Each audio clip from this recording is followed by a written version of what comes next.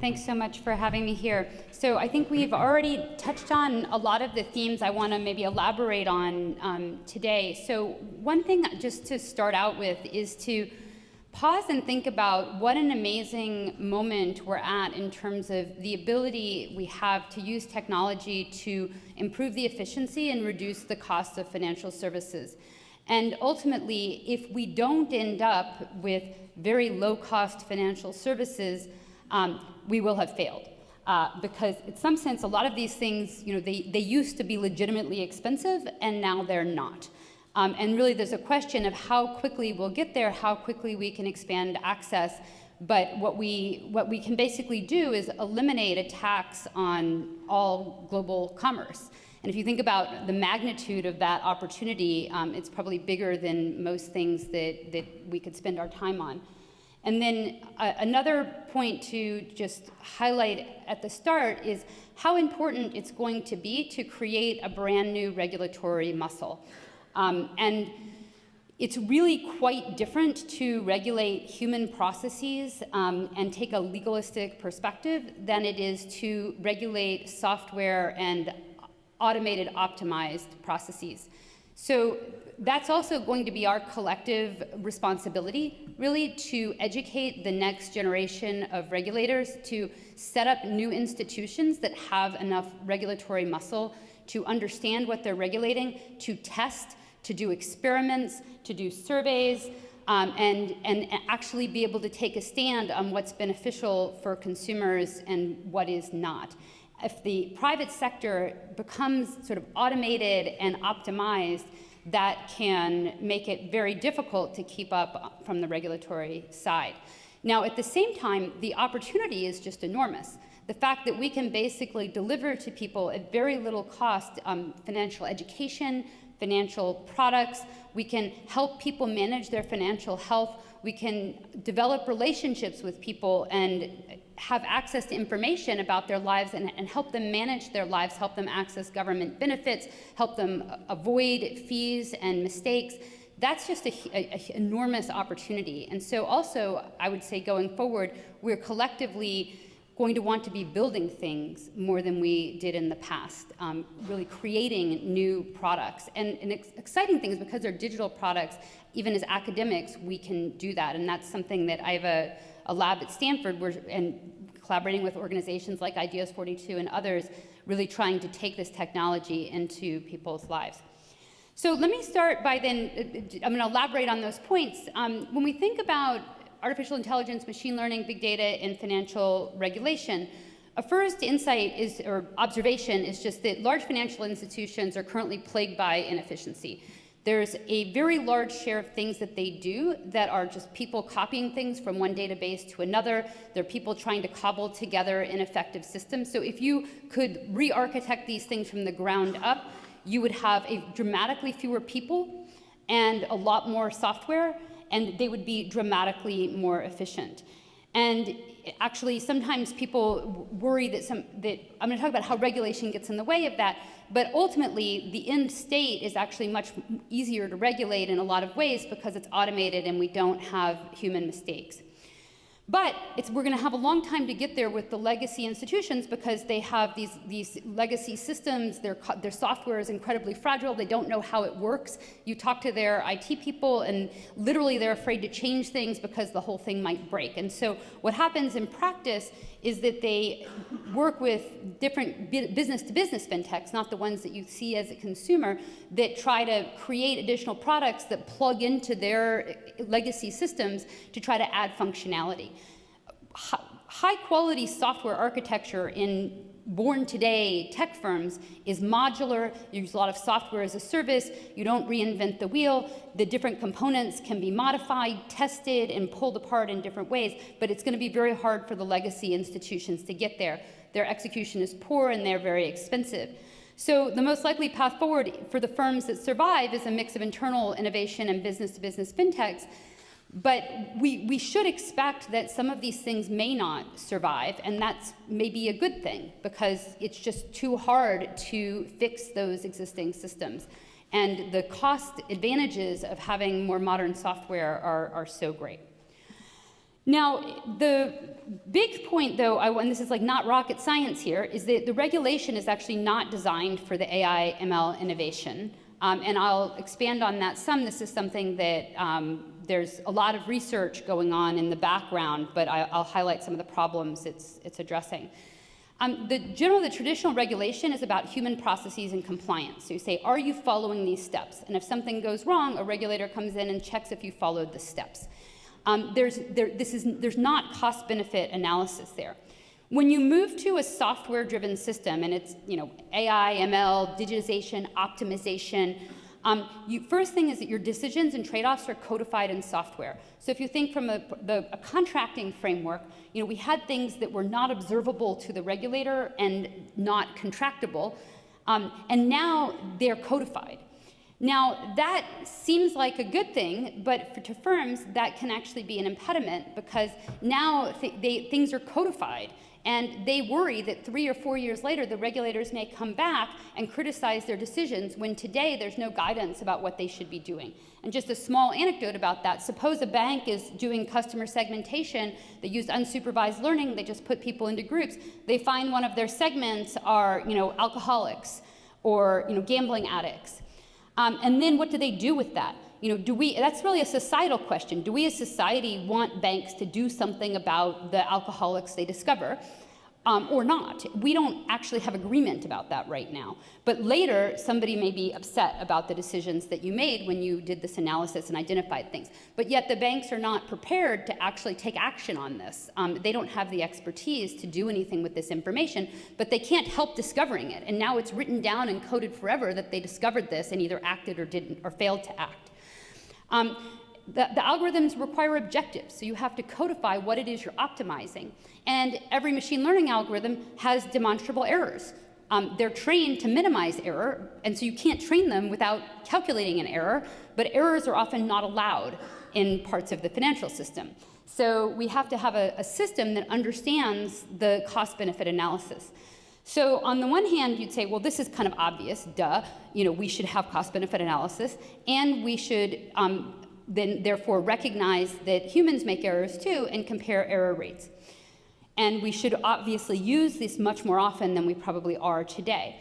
At the same time, not so fast, because we've actually seen in things like the Facebook in the election and things like that, that when we as a society haven't figured out what our preferences are, and when we as a research community have not figured out what it means to have safe machine learning, unbiased machine learning, interpretable machine learning, stable machine learning that is robust against antagonistic players, people who are trying to manipulate, fraudsters, cyber hackers, and so on.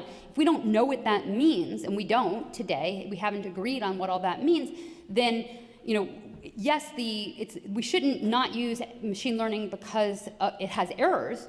Okay, that's a bad reason not to use it, but we shouldn't just go and use it when we haven't figured out how to make it safe. And so that's really one of the big research agendas that we have to complete. We need to in order to get these benefits, we need to change the framework and then figure out how to implement it, and that needs to be done. One other observation I'll make is that actually in the world of software and machine learning, the problem faced by the top management of a firm or its board is very similar to that faced by a regulator. They are delegating to teams of machine learning scientists and groups of software engineers who are building things. The people at the top also don't understand what they're building. And in fact, the people building the stuff don't understand what they're building. They're taking an off-the-shelf black box without a framework for how to evaluate how it works, why it works, or what its limitations would be. And so the problem of the managers of regulating inside the firm is very similar to the regulator. And in a lot of my advising of tech firms, what they need help with is how to regulate themselves internally. And it's not that they're just being malicious, they literally don't know the answers. Now there's some cases where they have bad incentives and they are malicious, but even in the cases where they're not, it's still actually hard to do. A few recommendations or things to think about. There's really a lot of public good provision we're talking about here. One thing that you observe when you look across industry is there's a huge amount of duplicated investments across firms in different areas. Cybersecurity and fraud, often around identity, audit. All of these things are services that are duplicated by firms around the world. The efficient industry structure probably has a few, more than one, but a few at-scale service providers who are both regulated and subsidized. And how you subsidize them, maybe you tax the industry and put it back in, maybe it's a general government subsidy, but in the end, there's huge externalities from cybersecurity and fraud, and one of the big barriers to entry for firms is just building the capability to protect themselves. There's an enormous amount of time and energy and investment in trying to do that. One other clear, obvious but important thing is that identity services are a very important public good. If you have reasonable identity services, then there's no reason to hack into a system to get your social security number if that social security number is not enough to commit financial fraud with. If you can tell, we spend all this effort regulating, opening a bank account, but yet today, if someone opens a new bank account and steals money and transfers money into it, if it's less than $10,000 or $20,000, basically nothing happens to them. So we have this whole infrastructure to prevent terrorism and so on, but we actually aren't stopping people from committing fraud on a fairly large scale. So if we could just make our system more sensible, we would actually save enormous costs. So finally, just getting guidelines that reduce regulatory uncertainty is also very important, making sure we know what the rules of the road are so people can innovate. Now let me turn to talk a bit about competition. Of course, competition is key for some types of innovation. Regulation can raise barriers to entry. There's a claim that regulation makes it hard to innovate. I think that's sometimes true, but it's also true that the more efficient processes reduce the burden of regulatory compliance. For example, when you move money internationally, the money hops through all these different correspondence banks, it gets lost, it gets stuck, so it's very expensive to do compliance. 5% of wires fail. You have to spend all this money and time trying to chase these things down. If the money just went end to end instantly, then you wouldn't have to incur that regulatory burden of compliance of chasing down things that fail, because they wouldn't fail and you wouldn't have information traveling from one place to the other. My observation is that consumer benefits and competition are often lost on regulators. Entrants are often focused on solving frictions, reducing fees, expanding access, and improving financial health. They're trying to exploit the fact that everybody hates their financial institutions because their financial institutions are trying to rip them off. And the entrants are then trying to compete on quality in many cases. But it's often, there's very little cost benefit in the regulation coming in. Instead, the regulations support large-scale firms that have the ability to deal with compliance, and they often also will promote vertical and horizontal integration, which harms competition. So I'm going to use an example here from the ad tech space where I've spent quite a bit of time, and that's privacy regulation. If you look at privacy, consumers actually have a very hard time expressing their preferences about privacy because it's actually a pretty intangible thing of why do you feel bad if a computer is seeing your information? There's real economic things like security risks, but it's more than that, but it's hard to even elicit consumer preferences about that. But more generally, consumers feel powerless and they don't make choices to protect privacy. So if they have to incur a little bit of a cost to get more privacy, switch services, switch email providers, something like that, they won't do it. And that creates very little incentive for firms to do a better job. But then we get a regulatory response that generally creates frictions for entrants and supports the market power of incumbents. For example, privacy regulations that say it's much better to share data across products within a firm than it is to share across a firm are, of course, going to create incentives for mergers. So from this perspective, it's better, I don't think it's better, but by regulatory fiat, it's better for privacy that a single firm creates a super profile of you that includes your location, knows if you take your phone to the bathroom and back while you're watching TV, knows your physical telemetry, how you drive, all your web and mobile activity, what videos you watch, into a super profile. That's better from a privacy perspective than having any information sharing across firms. That's obviously problematic from a policy perspective, but that's the kind of regulations that we've been writing in this area. Then once you have these super profiles, of course, that's a barrier to entry. It makes it easier to provide services, and more. There's an efficiency aspect to that, which then makes it hard for any individual firm to compete, and it then destroys the market incentives to compete for privacy. By the way, a lot of this I'm talking about, you can write down simple models of this, but there's not really good models of all of this. So this is good. This is sort of good research topics. Then on platforms often have market power. That's an observation. People get confused though. People talk a lot about how it's the data that's creating the market power. Data is quite complicated. Some data lots of people have access to, and so there's not a market power benefit from having that data. What really gives you power as a platform is control over consumers' attention. The fact that, say, when you go to a phone, that the phone controls what apps you can see and what services you can use. If you go to a search engine, it directs which way you go. If you go to maps, it determines what you see. So those types of competitive bottlenecks, as you call it in the two-sided market literature, those are the sources of market power. Data supports that market power. Collecting data helps you provide services, that helps you attract consumers, but it's not the data itself that's the problem. It's the access, the bottlenecks, and the use of that consumer attention.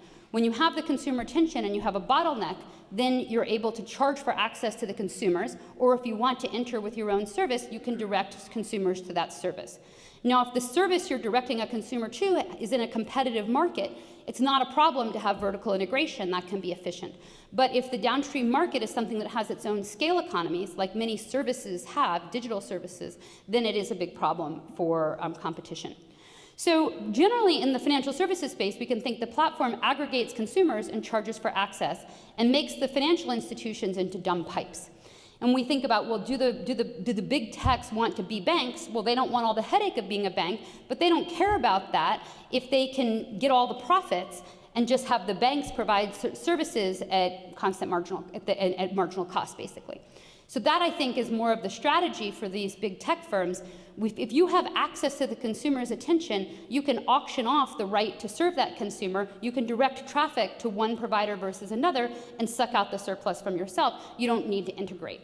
They typically are going to want to integrate in these things like putting payments on social networks when it's something that's more embedded in the product and where you would have sort of a problem of asset specificity and incomplete contracting and holdup where you would worry about being too dependent on one large partner. That's why one reason you don't see vertical integration there. A case study of how this platform economics work, a lot of you probably know about credit card economics. In credit card economics, the credit card platform contracts make sure the fees aren't passed on to the decision maker, who's the consumer. The consumer gets bribed to choose the credit card payment over cash. After aggregating consumers, the credit card provider charges high merchant fees to the merchants, and actually competition doesn't help, it can even make things worse. This nice QJE paper by Ben Edelman and Wright in 2015. So those economics have made credit cards very profitable across countries and over time. Now we come along with the new thing, Apple Pay. So in Apple Pay, the NFC radio is what you use to make these mobile payments. Apple has locked down access to the NFC radio, so you don't get access to the NFC radio, like say in a banking app. A banking app cannot get access to the NFC radio. Only Apple Pay can access the NFC radio on the iPhone. Consumers don't switch phones because their Chase Visa is not in the Apple Wallet. They use lots of services on the phone. They're not going to switch the phone just over a credit card. They'd rather switch credit cards than switch phones.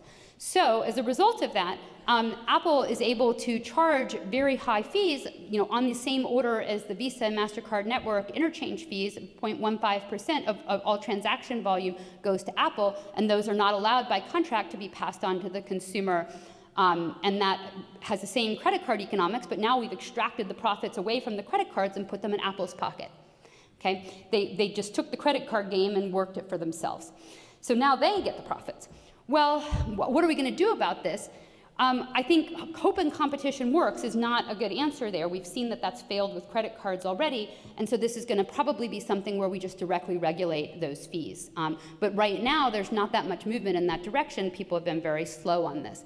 But I think it also illustrates that the tech companies have a form of power that is quite substantial. They can extract surplus out of other tech companies too. They can extract surplus out of Amazon because Amazon wants to reach you through the phone. So having access to the consumers and being able to lock them down allows you to suck out all the profits. Finally, I'm just going to set up a topic that maybe we can talk about more later, and that's digital currency. Nobody's touched on that yet. I'm just going to focus on one little aspect of it, which is international payments. So international payments, and in some cases domestic payments, obviously have large potential for efficiency improvements. We still don't have instant payments for a lot of consumers in the US, although we're getting closer.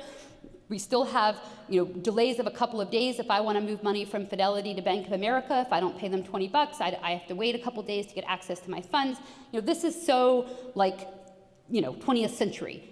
We're like a fifth of the way into the 21st century. Let's get over it. I should have access to my funds. Like, they can move it. We're in a developed country, guys. But instead we have these incredible inefficiencies. And the problems, there's a whole array of problems. One of them is market power. And when we're moving money internationally, money moves through a hub and spoke system, and the largest money center banks are hubs in the hub and spoke system. They can give good rates to their biggest customers, but they charge high markups to smaller customers in smaller countries. The network effects of the existing system create a barrier to entry, and the incumbents benefit from the frictions and the fees. Regulators have traditionally focused on the risk rather than the welfare, both the consumer welfare and the costs incurred by business customers. So, if you think about using cryptocurrency for international payments, if you don't like it, regulators should look at themselves, like, why didn't you fix the system? And instead, you've left this system that has high fees, high delays, and high inefficiencies. And of course, somebody's going to come in and try to improve upon that. Generally, the status quo is incredibly regressive and a huge tax on global commerce. It hurts poor countries, and small businesses, small banks the most. The ideal system should be 24/7, instant. Funds should either reach their destination or be returned to the sender. You should have two-way communication to verify the information, so you don't send funds if they don't want to receive it. You should have efficient liquidity, efficient exchange sourcing of liquidity between different currencies for small and large customers, and low margins. That's what the world should look like. And if we don't build it, some other firms, private sector organizations of different types will build it, because the technology exists to make that happen. And the real question is just how quickly if you have a certain set of desiderata, how quickly can we get there? What's the best structure? But we're not going to get that system through competition unless somebody provides a lower cost service that creates the competition. So I think a big benefit of this cryptocurrency movement has been that it's gotten everybody off their butts to think about how do we actually get to the state of affairs that we should have gotten to long ago. Thank you.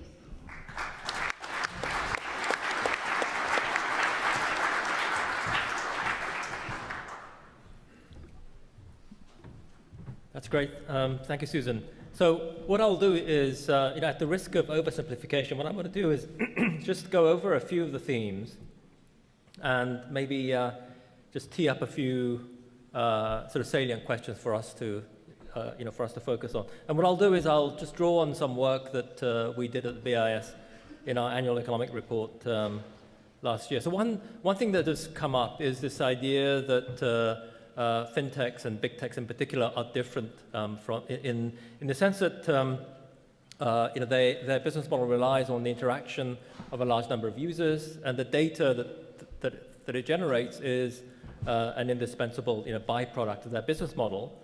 But then the data generates these network effects, which then elicits a lot more activity among the network members, which then leads to even more data. And Thomas has a paper of with this kind of a theme in mind, where the data is a byproduct of the activities. Now, this kind of framework actually does generate a lot of opportunities. So think of financial inclusion. Now, imagine that you're feeding a name into a black box, and the black box has a red light and a green light. If the red light goes on, this is a bad borrower, and you say no. If the green light goes on, it's a good borrower, and you say yes.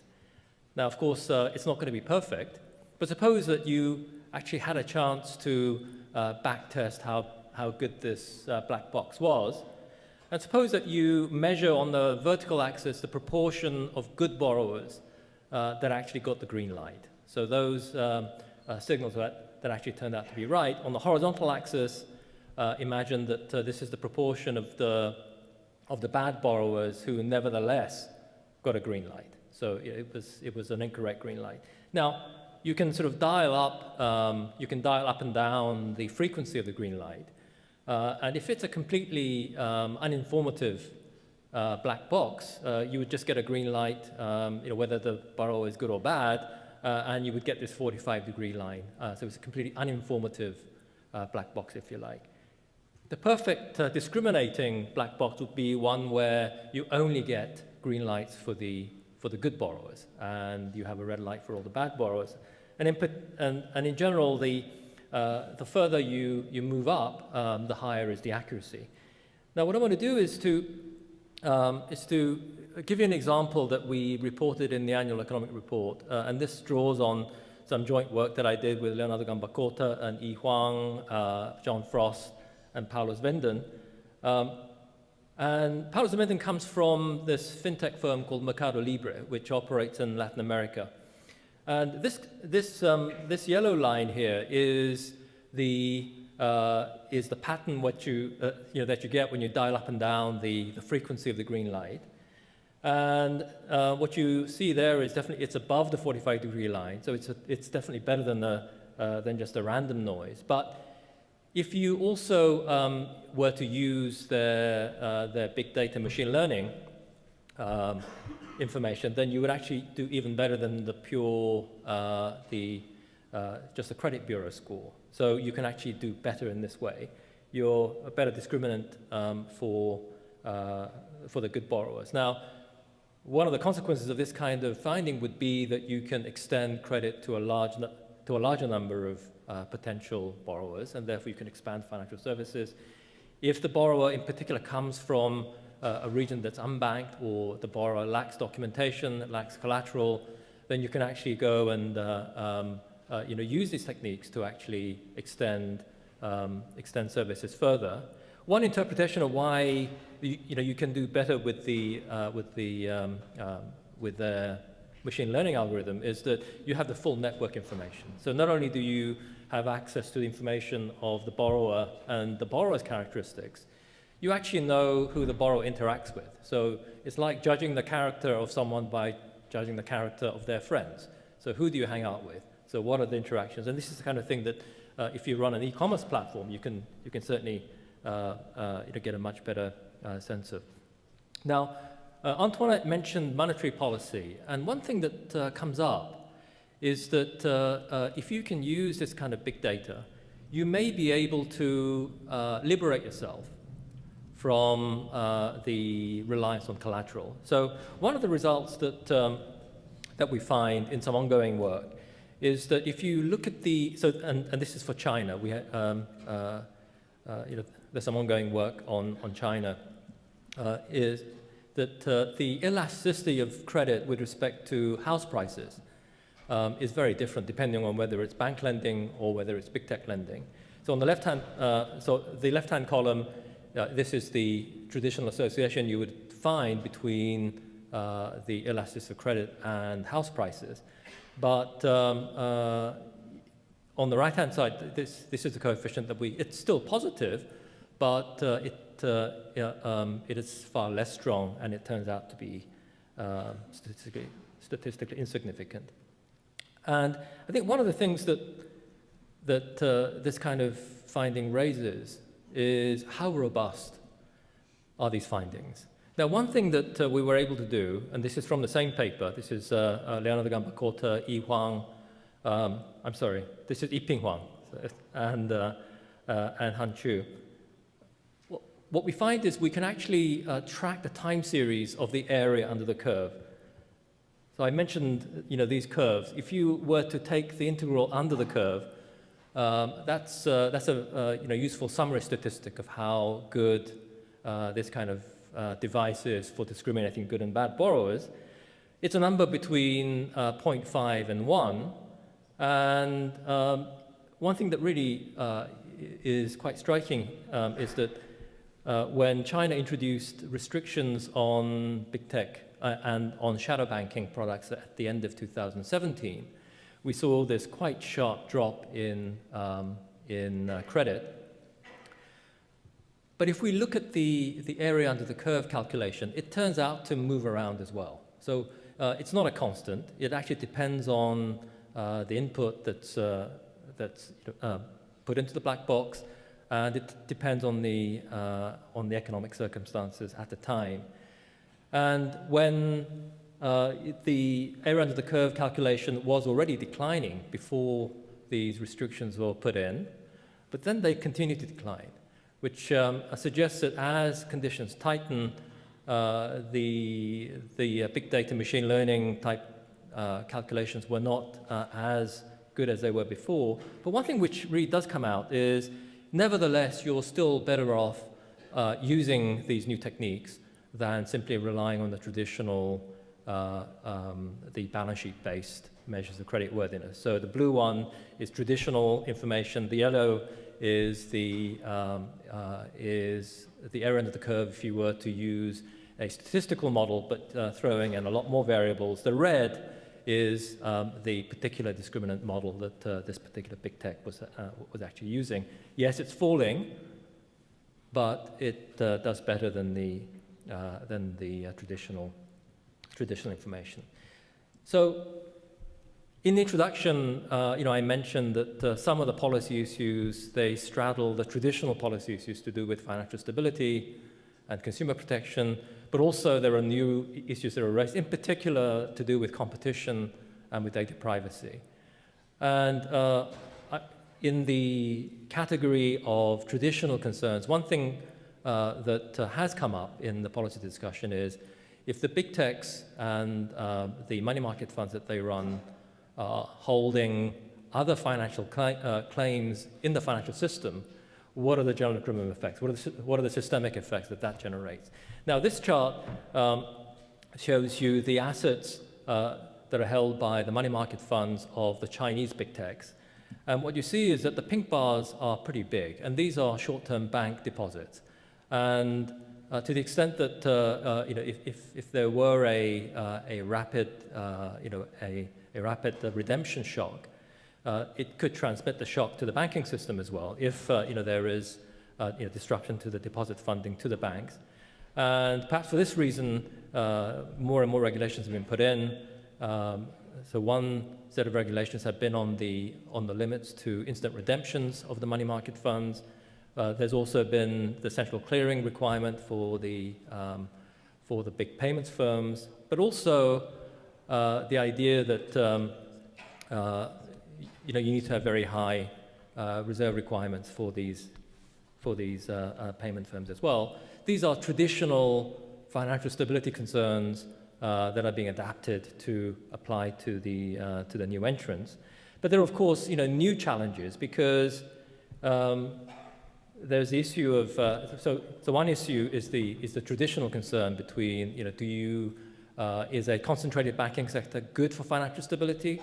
One argument for saying yes is a profitable banking sector is able to build equity, and the profitable banking sector also has a high franchise value, which will tend to promote more prudent business activities on the part of the banks.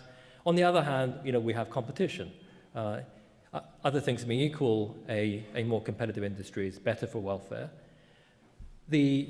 But there are two other dimensions to this. One is the privacy financial regulation dimension, and then number two here is also important, which is the efficiency and privacy dimension as well. And let me just conclude with one diagrammatic device that we used in our annual economic report. It's not the only way of doing it, but I think it's a good way. I find it a good way just to focus some of the discussions. Imagine that we have so this is what we call the regulatory compass, and imagine that one dimension measures the degree to which your policies are designed to promote new entry, which is going north, new market entry, or to restrict entry, which is to go the other direction. And another dimension would be is how you deal with data. So if you go east, this is, if you like, a more decentralized solution. So you endow property rights of your own data. You allow individuals to do with their data what they wish. So it's more of a Coasian solution. And the hope is that if you give data rights to individuals and they can use their data in a enlightened way, this is going to create a more level playing field. The other direction is to say, well, it's a more paternalistic attitude, saying, look, there are limits to how much you can do this. It's just better to put walls and limits on the use of data.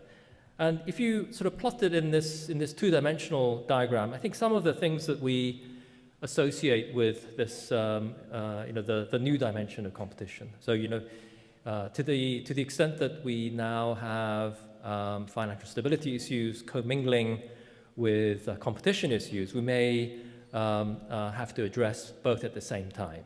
So to the extent that open banking and the various provisions of open banking where you mandate the sharing of data to approved players, this is a way of promoting competition and promoting entry, so this is on the top half of the compass.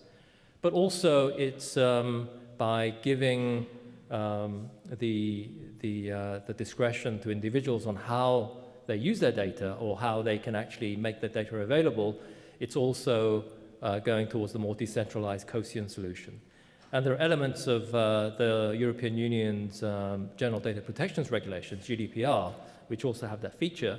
On the other hand, there are also features of the same set of rules that go in the other direction. So, open banking restricts the way that, or restricts the recipients of this kind of data to approved players only. So that's a kind of, that's going in the bottom half of the compass. But also it's a way of restricting the use of data as well. So even within the same body of rules, you can actually have pieces that go in the northeast direction as well as the southwest direction.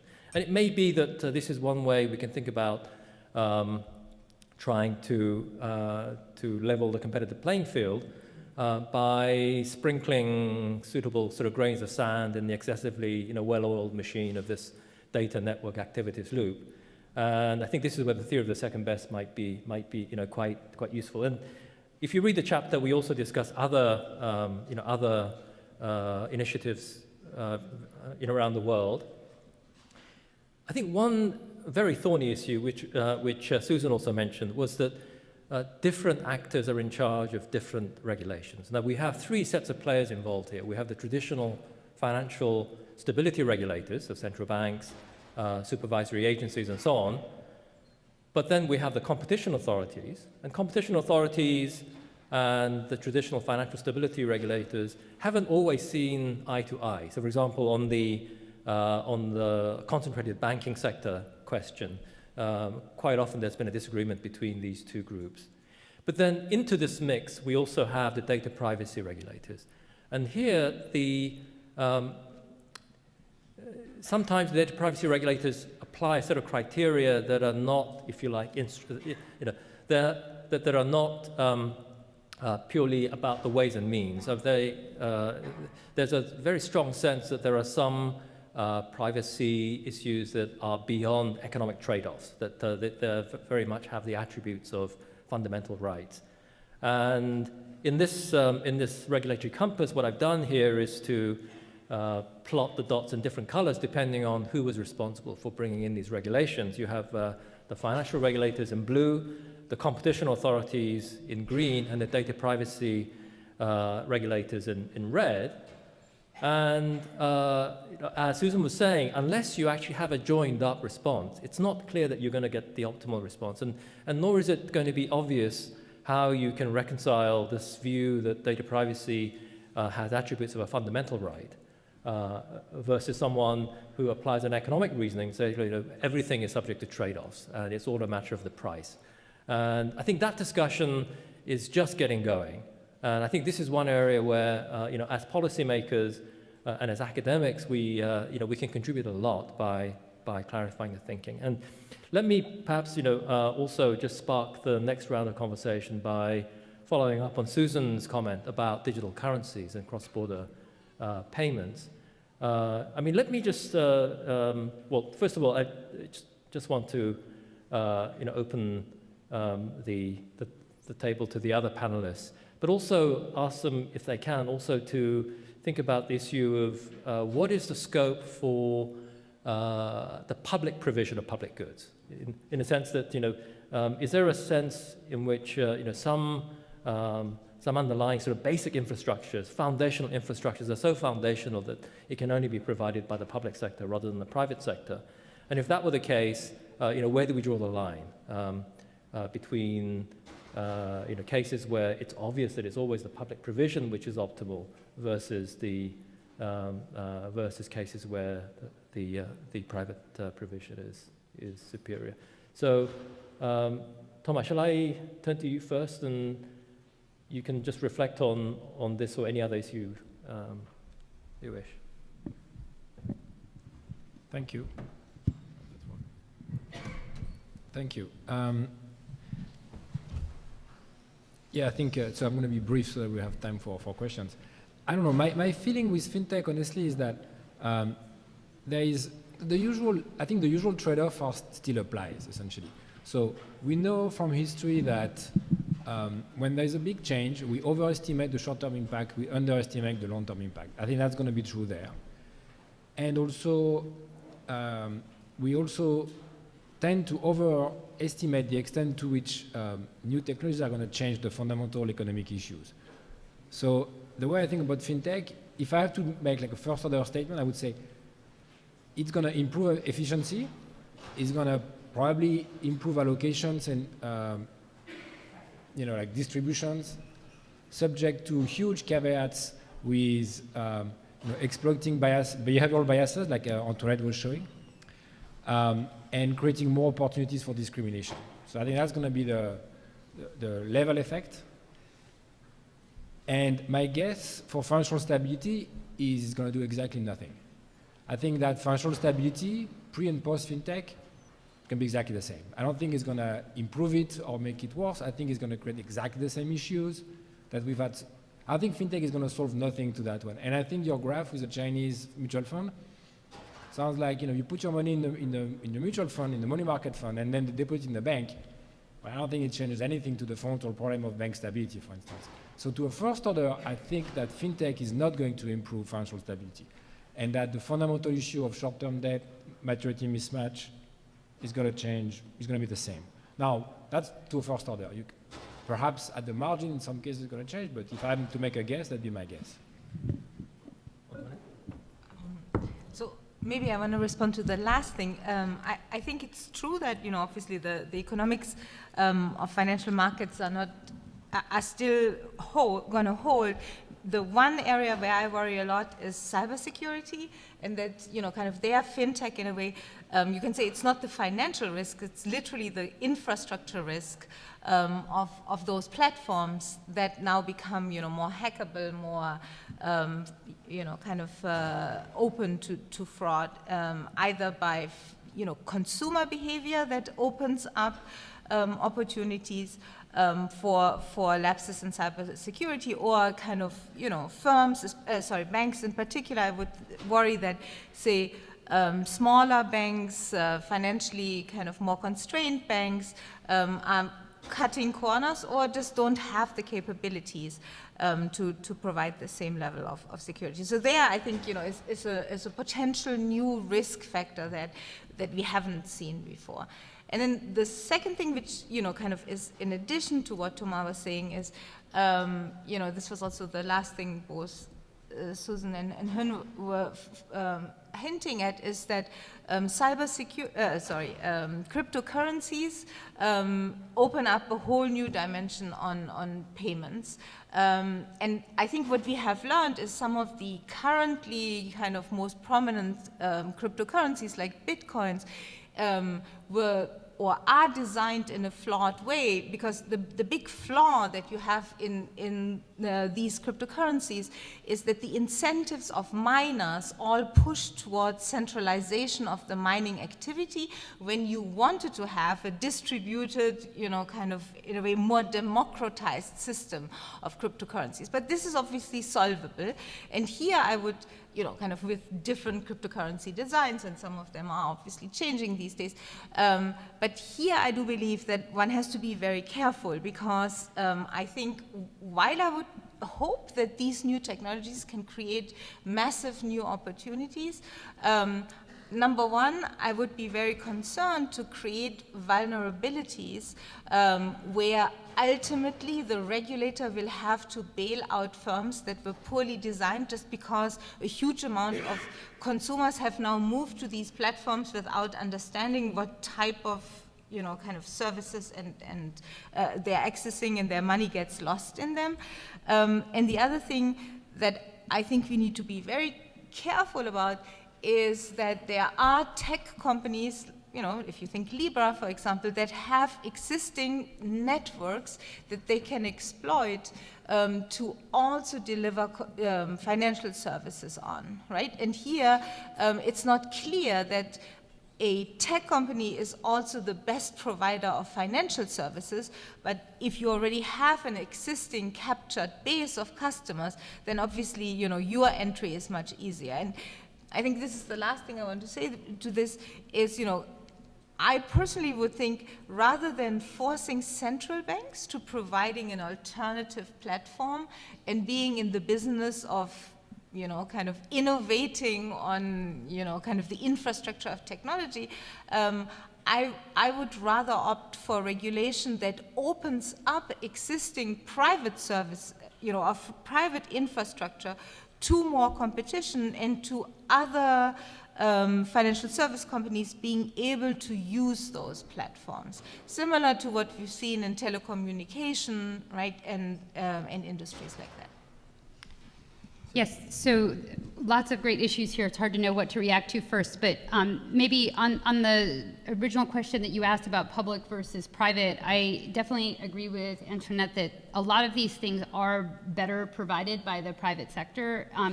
But even like something like SWIFT is a big consortium that's made it harder for it to innovate.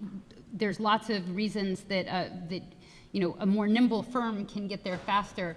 But there's still a big role for regulators in making it easier or harder for firms to adopt new technologies.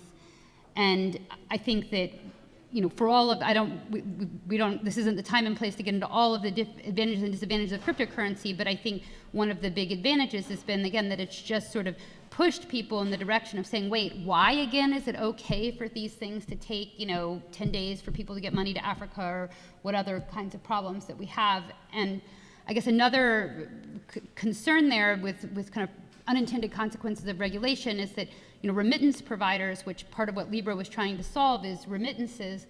Why are remittances expensive? Well, there's many reasons, and operating retail storefronts and so on is a big reason.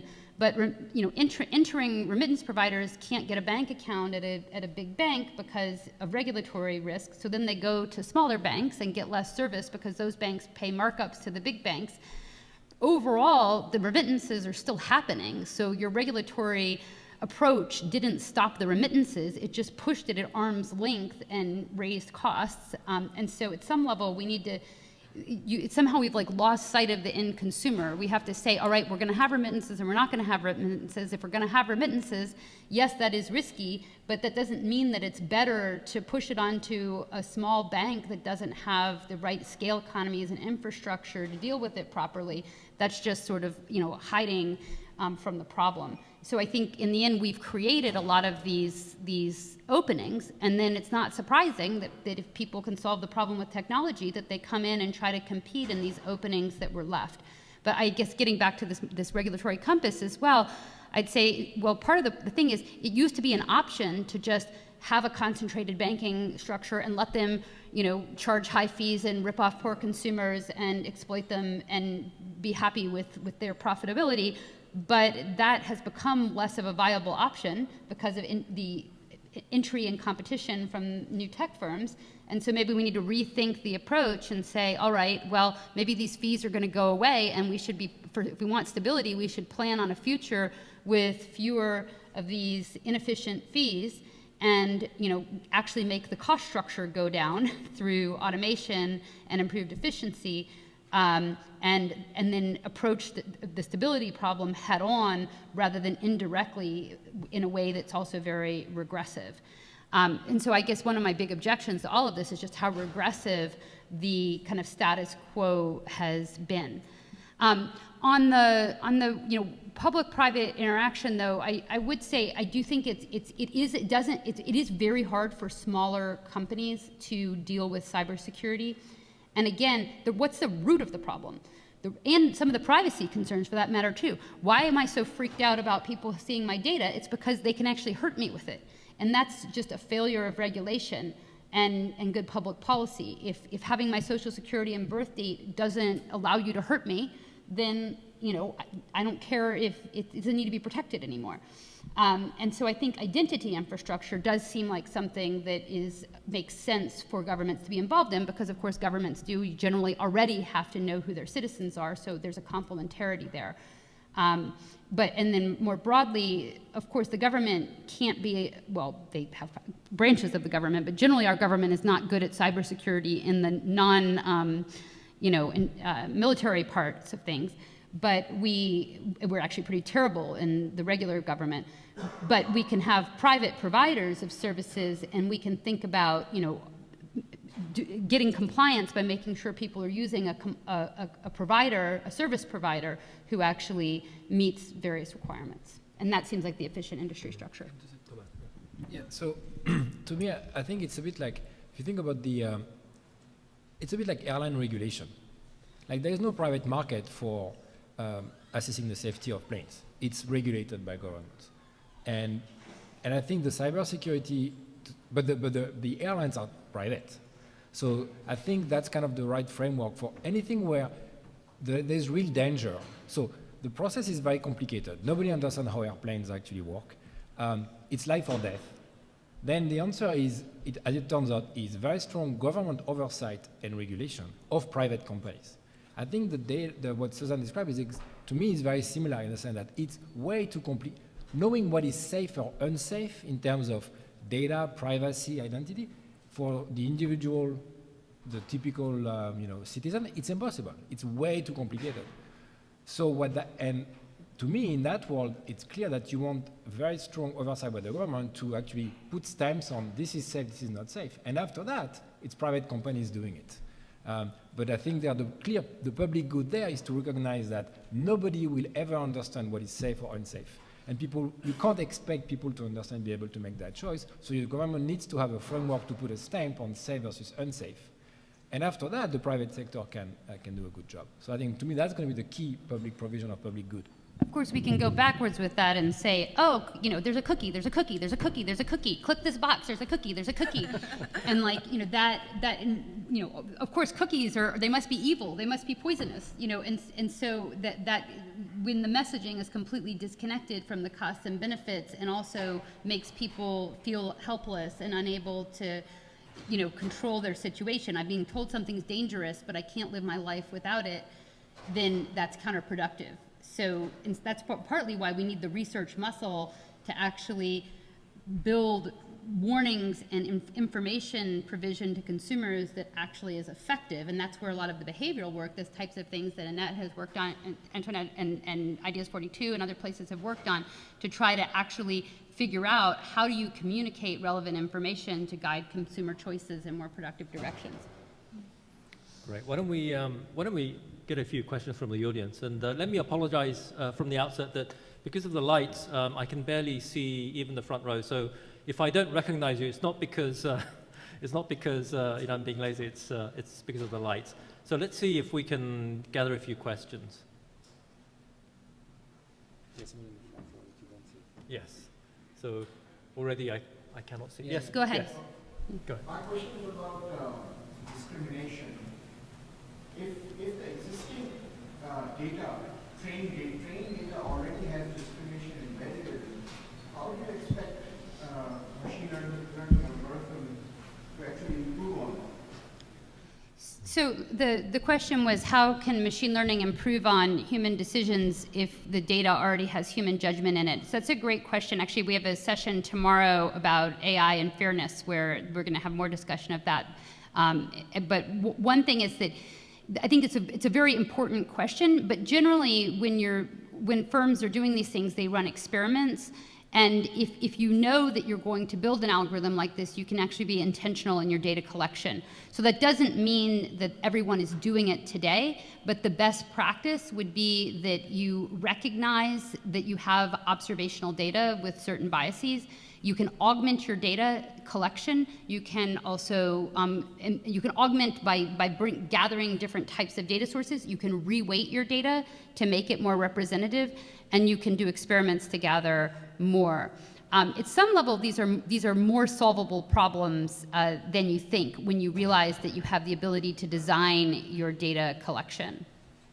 Yeah, plus remember, it could just be that people make mistakes. Like, people have biases that persist over time. And the machine can figure out these biases relatively quickly. Like, if you have, imagine two populations that have the same risk, but for some reason you don't like population B and you put them a higher threshold before you lend to them, okay? So you, like for group number 1, you put the cutoff at 10, anybody above 10, you lend. For group number 2, you put the cutoff at 12, anybody above 12, you lend, and below 12, you don't. Even though the populations are the same, so you should have the same cutoff, say, of 10 for both. Well, with some data, after a while, the machine is going to learn that that was a wrong decision, and it's going to put automatically 10 to both. So I think that's one example in which the machines are likely to slowly, potentially, but surely reduce this bias. And let me mention just another example. When it was called out that the tech firms had like racist image recognition algorithms, they were recognizing brown-skinned people in the 70s and light-skinned people at 97%. Within a year, they had basically equalized the accuracy rates, and all what they needed to do was augment their data sets and do some reweighting. So that was really just an oversight that the engineers weren't looking for that problem, but once they recognized it, it was easier than you think to fix. I think the big problem is that there's things there that you don't know to look for. So we're going to continue to create problems that we didn't think to look for, and then there's going to be a bit of this iterative game of finding the problems and fixing them. Right, and you see, another dimension is that your outcome variables don't need to be biased, right? Because they are just outcomes and they are not filtered through kind of human decisions. Now, of course, if the outcome itself, right, that we measure were human judgments on, kind of say, how well a loan performed, you would be very worried how quickly the machine will learn it. But if the outcome is actually, does the person default or does the person pay back, right, then that bias at least is stopped. And actually, kind of a lot of the improvements, if you look at even, say, in healthcare, the use of AI in healthcare is that why often machines do better, right? I'm sure you recently saw, like, kind of cancer screening and so on is better than what doctors do, but it's because actually machines are being fed true outcomes to assess the quality of the decision that the machine made, while the doctor often doesn't go back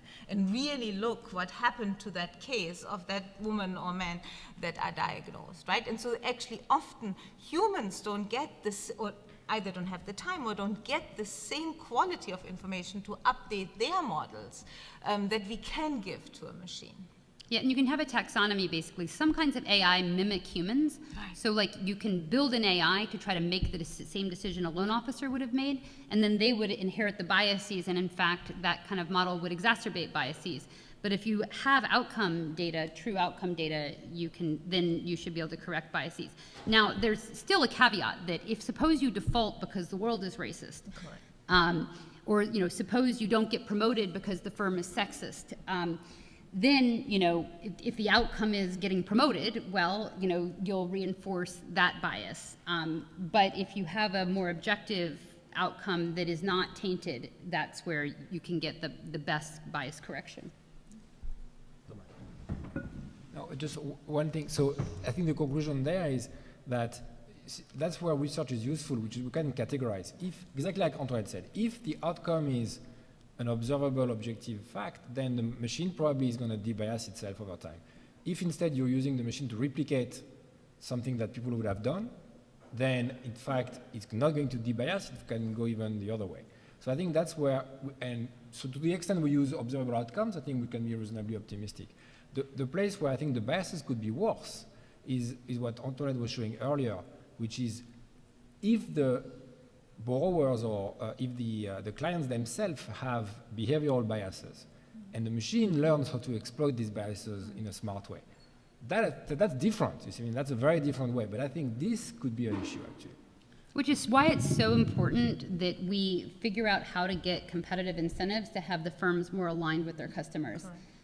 Because the optimization can be used for good or for bad, and the incentives really matter. And when we have firms whose sort of mode of competition is to say, we're on your side, trust us, we're really trying to promote your financial health, and they create a reputation for that, and they line up the incentives properly, then all of that personalization can be used to figure out exactly how to manipulate you to do good things for yourself.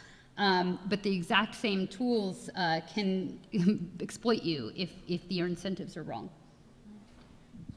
Let's go back to the audience and see whether we have any further thoughts. There's someone. I can Go ahead. see. Okay. You.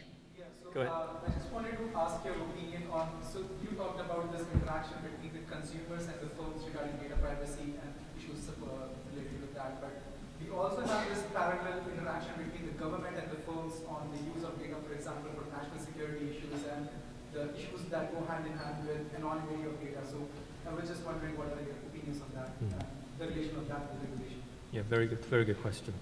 Anyone on that?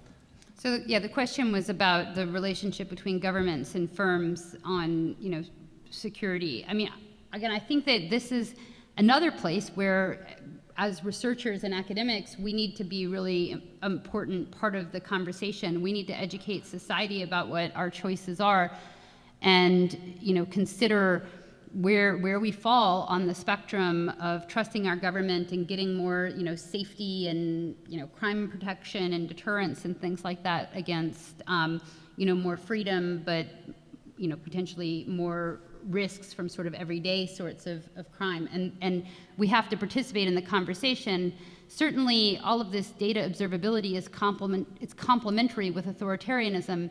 It makes centralized government, centralized control of citizens much cheaper and more efficient, which can get citizens to buy into it as well. And so it's more important than ever to have citizens be part of that conversation.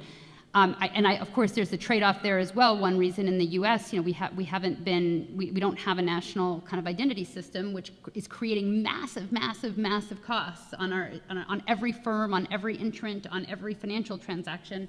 But of course, those concerns about individual freedoms are at least part of the reason we haven't done it. Well, I think so.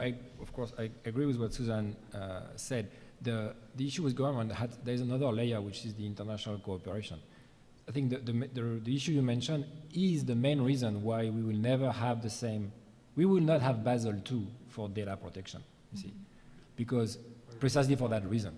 Because governments around the world could agree on safe limits on leverage ratios for banks, but they will not. You will not have an agreement between China, the U.S., and Europe on proper level of privacy protection for obvious reasons. So that's going to filter back to what banks are allowed to do, and therefore even the idea of in banking, global banking, we think about level playing field, rules of the game that are more or less the same. None of that is ever going to happen in the privacy part. So that's going to be a lot more complicated going forward on the global scale. I think that's going to be a major difference. Actually, let me just show you one chart that I didn't focus on, which is exactly this idea. I mean, if you just take a poll across countries of how much the citizens of that jurisdiction value privacy, you get very different results. And I think this is actually one of the issues that is going to be an impediment to, I think, a sort of universal standard. I think Susan's point about digital ID. So privacy is a luxury good. That's what it's possibly, or at least on this scale. But it's I think digital ID is a fascinating issue because many countries do have national ID numbers, but not all of them have digitized it for either for public services provision or for indeed private financial services provision. And it's partly the technology, but I think most of it is actually if you like, the lack of consensus on having something which is fully digitized. And I think this kind of chart reflects some of those issues. And I think the issues get even more difficult when the digital IDs are then linked with biometric information, and then you can actually use the same ID for all purposes. I mean, many countries do have digital ID systems for particular purposes. If it's for if it's for voter registration, you would just use it for that purpose. If it's for financial services, you would just use it for that. But if you had just one digital ID for everything, then I think that would actually raise another sort of layer of issues, which I think would be very much. I mean, it would raise issues that would go against some of the findings here. But going back to the public provision, I mean, if we think about the evolution of the internet, I mean, there are some aspects there where, with common addressing standards, with the TCP/IP protocol, I mean, there were these very basic standards which were, if you like, the underlying bedrock for all the flowering of the financial service, well, all the private sector services that actually, were built on top. And I just wonder whether we can think about something similar for the payment system as well, where if we had something that has common addressing standards, or interoperability, where you can access through one bank's app your accounts held in another bank, for example. And this is something that several countries using the open banking system can already do.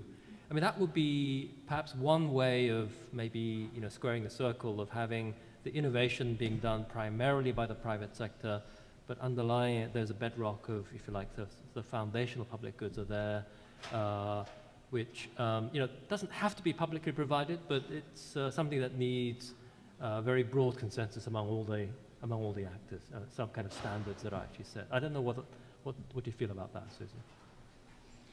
Yeah, I think, the details obviously have to be worked out, but I do think that we're lacking some of that infrastructure, and certainly getting fast payments, for example, instant payments. We see the countries that have gotten that infrastructure, which is guided very carefully and implemented by the governments, then leads to greater economic activity and, more use of financial services. So that certainly seems like something that we should be moving forward on.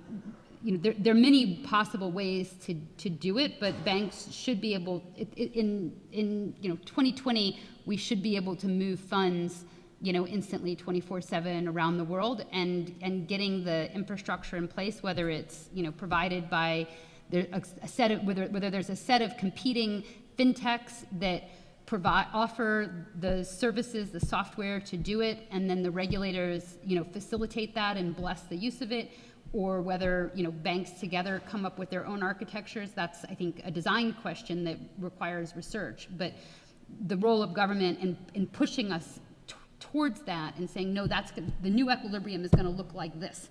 And this is where we're going, and we're gonna encourage that. I think that's very important. And by the way, we see in Asia and a number of parts of the world that are poorly served by today's system, the central banks are in fact pushing for that kind of innovation, because their entire country is at a global disadvantage when they have to pay higher fees to do international commerce, and also many countries are harmed by expensive remittances.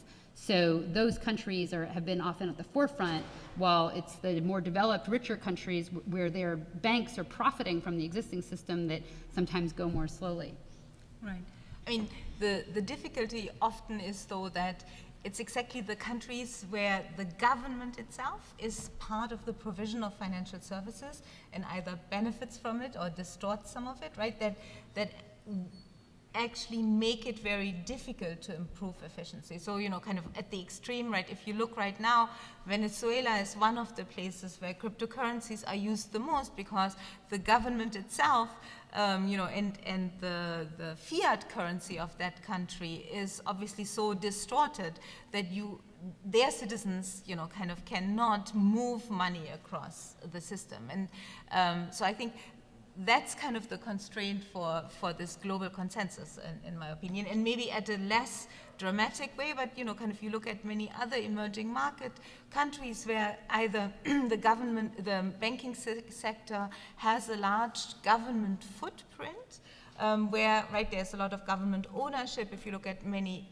of banks, if you look at many Asian countries, there actually the government has an active interest in not allowing this type of competition and allowing fees to actually drop, because inefficient state-run banks are benefiting exactly from that, right? And so there, I think, we'll need kind of smart regulation, right, to kind of to allow maybe a tiered entry of different countries into those, into a more international platform. I think there will be also competition between the states on that one. I mean, the question, for instance, of cryptocurrencies issued by central banks, it's not an if, it's a when, and who's going to be first. And so the game there also is a little bit different, because I think to some extent countries are going to be in competition with one another in that dimension. And I think the issue is to make the competition productive across state actors as well. Tom, I think you teed it up nicely for a future panel on central bank digital currencies, and this is certainly something that we in the policy community are thinking very hard about, and I think we may have some more light on this issue. We are coming to the end of our allotted time. There's perhaps time for one more question, if there is. Oh, there's one at the back. Yes.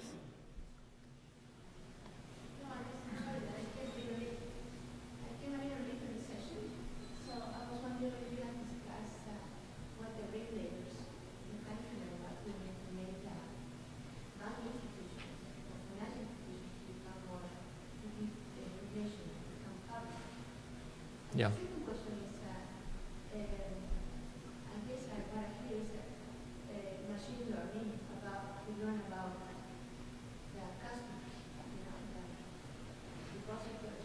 But what is machine learning going to do to learn about the banking? Thank you. Yeah. So I think the first question was what the regulators are doing to address some of these issues, and the second question was about how can machine learning be applied for the business model of the banks. I think both of the questions were actually covered indeed. So I think this is being recorded, but I think if you want to give a quick just give a quick summary. Well, so I guess something we haven't come back to much in this discussion part is just I think we all focus on the consumer services because that's what's familiar to us, but actually the way the machine learning and automation is being used is mostly on back-end stuff, and even like I'm on the board of Ripple, which does this international payments. I should have mentioned that earlier, but they're basically they're a business-to-business entity that is helping banks move money between each other, and the software isn't everything about how the consumer interacts with the system is unchanged. And so I think a lot, and then on the automation side as well, it's most of what financial institutions do are back-end processes, and most of what's happening is making those back-end processes automated and more efficient, which of course also has implications for workers and labor and other stuff, which we didn't even talk about today. So I think that's it's happening, and it's going to have a very large impact, and that's where the regulation actually is going to matter, is how well do we help banks become more efficient so that they can get costs down. Any final words from the two of you? I mean, to build on what Susan just said, though all these efficiency improving kind of policies within banks will also have effects on the incentive of workers and how actually employees interact with machine learning. And I believe that's a huge area where there can be massive improvements, because you can, kind of provide workers with more productive, in a way, platforms and systems that make them more productive, that incentivize them better. But you also need to be kind of mindful of the fact that you are creating now a system that probably has more room for individual discretion, and therefore mistakes can actually be more corner solutions, right? And that's something I think where we still need to learn a lot, how the adoption of those systems affect the internal management of large organizations and large banks. That's perfect. Nothing to add. On that great harmony and consensus, let me close the panel. Well, thank you all for joining us. It was great to have all of you. It's sort of the audience is thinning out, but it was a very well attended panel. And most of all, let me thank the three panelists for their great participation and for the insights. So thank you everyone for taking part.